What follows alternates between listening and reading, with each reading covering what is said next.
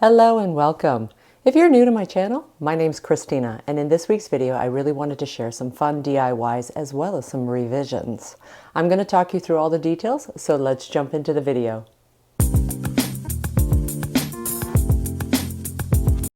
I recently purchased this incredible cabinet on the Facebook Marketplace for $300. I kind of had this vision on what I wanted to do. So I thought first I'm going to take the attempt to see if I can get all of this varnish and stain off and see what I can do to highlight any of the natural wood first. Now the cabinet is actually wood, but it's also got veneer on it as well. So it's this combination situation, so I wasn't sure how successful we were going to be. The bottom half is actually a wood, I believe an oak, and when we tried the stripper it seemed to do pretty good, not as well as I had thought, but that's okay, and I knew that the top part of the cabinet was going to be even more difficult considering most of it is veneer, except for the detailed work that's carved on the sides. This is kind of a more environmental friendly slash stripper, meaning that it's got a low VOCs. It's safe to use indoors, but it is recommended that you apply it quite liberal and then you're going to wrap it in some sort of plastic. So we're just going to use some cling wrap, see what happens overnight, and see what we can do to get some of this stain and varnish off the entire piece. It's really cold outside. I really just didn't want to get into a lot of sanding and etc. So I figured I'm going to see what I can get away with just the stripper, and then if I need to make modifications, I think I can do that. Hatley's been doing amazing. He actually hasn't had any seizures. We've modified his food, but we are keeping a very close eye on him. And thank you so much for your support. So Ryan actually ended up doing the stripper application twice, and we seem to be getting this kind of split look, meaning that it's coming off in some areas and it's not coming off in other areas. So we're going to leave it with that, and then I'm going to see what I can do just by using some paint. And I would like to use the paint to actually enhance the wood, not to cover the wood. Some of these old pieces of furniture with the yellow and red tone stains as well as the varnish on sometimes just feels outdated, it feels dark, so finding out ways that would actually just highlight all this beautiful detail as well as the wood grain is a really nice alternative.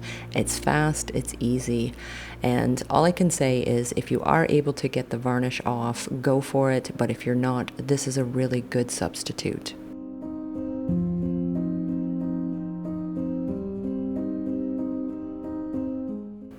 I've been recently doing different wallpaper projects, and I actually have this one, which is a paintable wallpaper, but I just want to use it for its texture and design.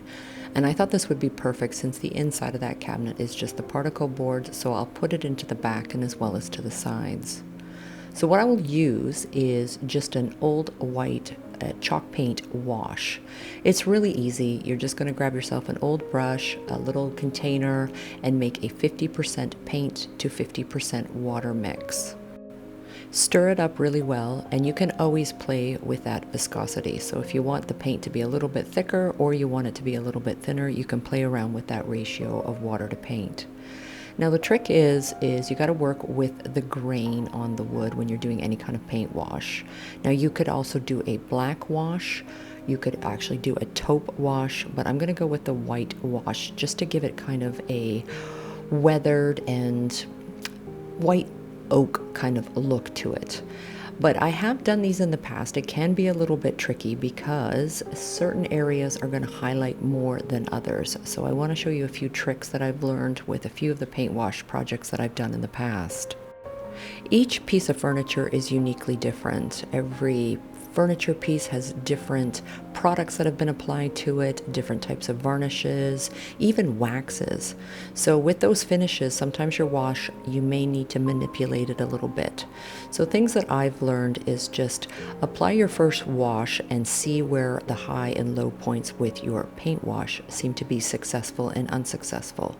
So sometimes you're going to notice areas are getting highlighted and some areas aren't. So this is where having 1 to 2 washes, sometimes even 3, will really help kind of get to that level that you're looking for. I'm just using clean towels to wipe back all of the wash, And it looks like I'm probably going to be going into 2 washes, so that way I can get all of the low points nice and highlighted, and that's really going to help show that beautiful wood detail. Even when you're wiping back your washes, you want to again try to go with the grain. Any of the hardware you can just wipe off. It's water-based, so that's all chalk paint washes are, is just water-based, so it just sits on top. Sometimes it will appear more streaky when it's wet, so your first application, not to get alarmed, wait until it's completely dry. If you want to take some of that paint wash away, you can add straight water and you can still dilute it. It just sits on top of the wood, not into the wood. So the next trick is using the clear wax first. So again, for this particular project, I've done 2 paint washes on it. Once your paint washes are completely dry, using that clear wax will actually help manipulate the wash, as well as how it's kind of sitting on the grains of the wood. The clear waxes just help soften the look of the wash that I just put on, and it's just making it a little less chalky. If you don't have white wax, the next thing that you could do if you have the white chalk paint is just to mix your clear wax and your white paint, and that will give you a 50-50 ratio, and it will act as a white wax. I like to do lots of projects, so I just already have the white wax on hand, but if you're only doing a one-off project and you wanted to do something like this, you can still just do that with the clear wax and the paint. So I'm using an artist brush, so that way I can really get that wax into all of that low point. And the beautiful part about the clear wax and the white wax is you're actually protecting the wood. The nice part was with that stripper is I was able to pull back some of that yellow tone that was in the wood. Now, I wasn't completely successful with this stripper, but at least it pulled it back enough that when I applied the washes, and now that I'm adding in the white wax, it seems to give off the look that I was going for. So again, it's really just the art of manipulation when you're dealing with these old furniture projects.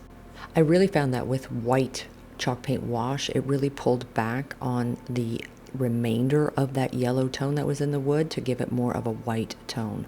You can take the white wax anywhere on your project. I'm just finding that I'm really just locating it mostly into the low points of the wood detail, so that way it's highlighting it. If you ever want to take back any of the white wax, the clear wax will act as an eraser, so you can always just play around with the levels of the white wax that you want to use. For the wallpaper, I just cut 2 pieces so that way the pattern matched. I used the wallpaper paste into the back of the cabinet. I set the cuts so that way I could put it in there, and then used an X-Acto knife so I can get the precision cut all the way around the back panels, and then cut 2 more for each side.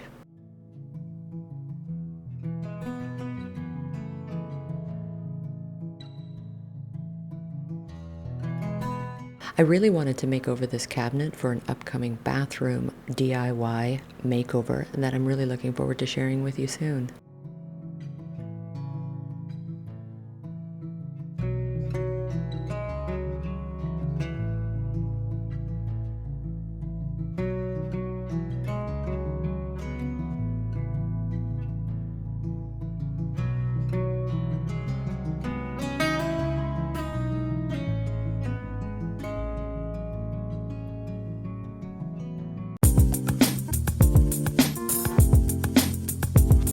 So having just recently moved to the island, this has become one of my favorite stores, the Chintz & Co. and Company. They've got such a fabulous selection in fabrics and all kinds of home decor, and this is where I really want to start layering in some other amazing ideas that I can't wait to share with you. Plus, they have amazing inspiration, which happened today. As I was searching around, I noticed for inspiration these wall arts in the back. With this gorgeous artwork that I found on this calendar, I thought this would be perfect for framing. But what I did do is I went and purchased frames at a separate store, and I even got them on discount because they were a little bit damaged, so I was able to correct them, and I thought this would be perfect.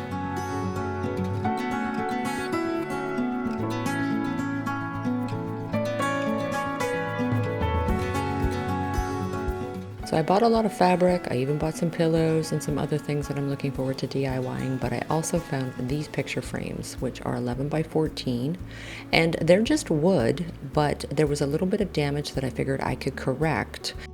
So I was able to get the frames for 50% off, so that's always a little bit of a bonus. So as you can see, it looks like the wood itself actually has been stained. So I'm going to use some black chalk paint. I'm going to dip in with a little artist brush and some water. I find by dipping into the paint and into the water, it's really going to dilute it really, really well. This way I can kind of build it up. So I'll just go around into the corners and then I'll just blend it in, so that way we're not even going to see that little bit of damage at the corners. I wouldn't even know if it was really damaged, it just didn't look like it was properly stained in the corners. So I'm just evening everything out with the black chalk paint wash, and I'm going to actually take it up along the sides, so that way if it runs a little bit darker than the original wood, that's fine too. It'll just darken and soften the actual wood. So I'll cut out the pictures that I want from the calendar, and then I'll place them inside the mat. I'll just go and make a straight line with where I want with pencil, so that way I can cut just enough that I have extra all the way around the picture, and this way it will sit flush inside the mat. These particular frames already were tacked in with jute rope, so I'm going to actually take that off and I'm going to put a new hanger into the back. Sometimes when you're out shopping around looking for calendars, even last year's calendars, you can find some beautiful artwork, and then just by buying the frames after you've bought the calendar, this will help you size it. Then you can go ahead and place the photographs that you found in the calendar into your frames, and you'll have 12 new pieces of art to put anywhere around your home. I really love the paper as well as the artwork of this particular calendar. It's so natural. If you need to add new screws into the back so that way you can hang it, there's so many different options. I'm actually just going to use this comb one with a couple of little attack nails. And I like to measure so that way it's nice and centered, so that way when I go to hang it, it won't be kind of off to the side. But a perfect and really inexpensive way to make art decor for around your home.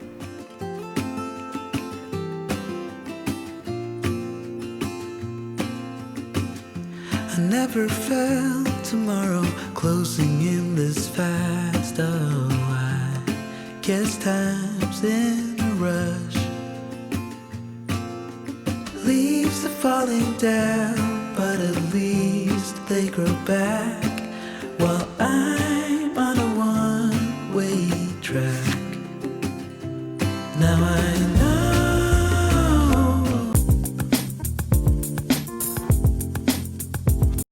we absolutely love living on Vancouver Island. We are completely surrounded by water and beaches, and we adore this home, and we have been playing with all different ideas. And when I started this hallway, I was battling painting tall ceilings, a lot of brown trim, and I really just decided to go with the black because I wanted to try it, and I love it. I just feel it's too heavy, and I really wanted to avoid going with white because I knew it was going to take a lot longer.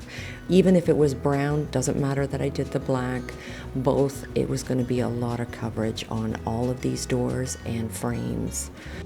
This home had not been painted since 2006, and it was really just dark and it felt dingy, and I really just wanted to get everything painted, and I think I took the black a little too far. I think it was also because it was a lot easier. Going around and just covering this upper hallway, I had 6 doors with frames and trims, and it took me an entire week to do so. And this is what it looks like even just after 2 coats. So all of this area to do white trims and doors will take a minimum of 3 coats to do. So again, whether it was the black or the brown, I knew that painting anything white was going to be a lot harder. It was going to be a little bit painstaking, but I decided to give it a go upstairs because no matter how I looked at it, no matter how the light was coming in, it did still just have this heaviness to it. I can't just even describe it because it looks beautiful in pictures, it looked beautiful in the videos, but when you're living in it, it just had a dark, heavy feeling still, and I really thought, okay, let's give the white a go. When deciding whites, that can be a bit tricky too, because you've got cooler whites and you've got warmer whites. So I'm actually using the Annie Sloan wall paint in the old white, and in comparison, I'm also just showing a chart that you can see from the left to the right. From the left side, it's cooler, to the right side, it's warmer. So coolers are generally blues and greens, and the warmer tones with whites are going to have reds and yellows. So I'm actually using a color that has a warmer tone to it.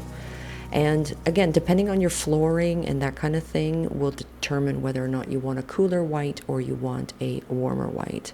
And I'm going with a warmer white, and this is the old white. Everything that I'm using will be in the description box below.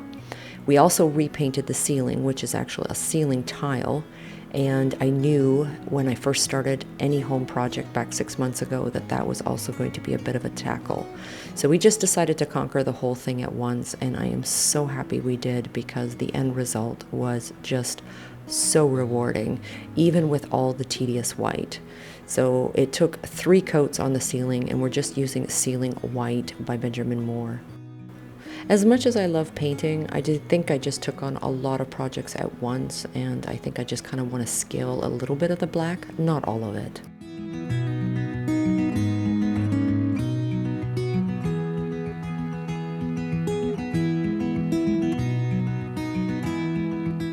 We've also had a lot of ground to cover within the house because we're getting a furnace system put in, so we've had a lot of people coming in and giving us quotes for that, so we've got that all arranged.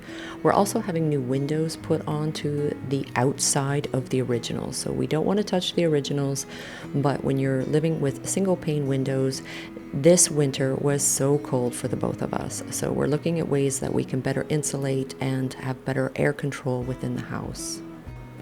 Anytime you buy a home, you're going to have to do a little bit of customization to make it yours.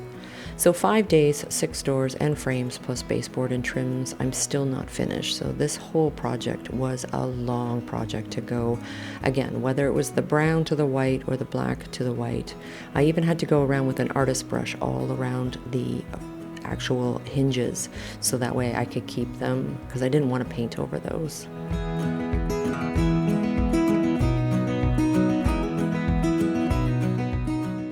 We had to go back, and we decided to go ahead and actually bring the white all the way down to that picture rail as well, because I'm noticing, I thought it looked taller without doing it, but now that I've actually done the white in a couple of other rooms in previous makeovers, which you can find on my channel, I absolutely love bringing that white down to the picture rail. I also have some amazing ticking fabric that I think is going to be perfect for some custom windows. And for the bathroom, I'm all over the place on what I want to do. So I figured I'm going to get a couple more samples, and I looked at this amazing green color, and I love the softness with it. And I figured if I've got all of the trim done in this old white, I'm actually just going to sample a little bit on the wall. I'm also going to put it on this vase and put it in the room, so that way I can collectively see how it kind of feels looking at it from different dimensions. So I also have this wallpaper I think is going to be a beautiful match between the trim as well as bringing a darker and earthier green in with this nice soft green into the bathroom.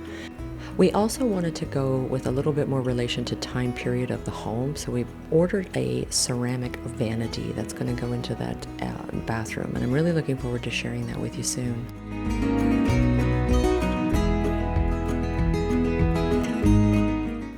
I absolutely adore all of the character details of this home, and I love the original windows, but we really felt from our first winter season in here that it would be advantageous for us to put a storm window on top of the original windows. This way we don't lose the architecture or the original features, but we will have better insulation as well as soundproofing. From when we originally moved in and dealing with the furniture that we currently had and just trying to modify and layer, I absolutely love the black. I think I just went a little too far with the black because it was a lot easier to paint than to paint white. But now that I've done it, I just feel like the whole space just feels so much lighter. I think the black that I had would have been carried really nicely if the floors were newer and lighter, but I think going in this direction was a good choice, and I think I'm going to be doing a little bit downstairs as well, but keeping those black accents around the window frames and other places was a really good accent.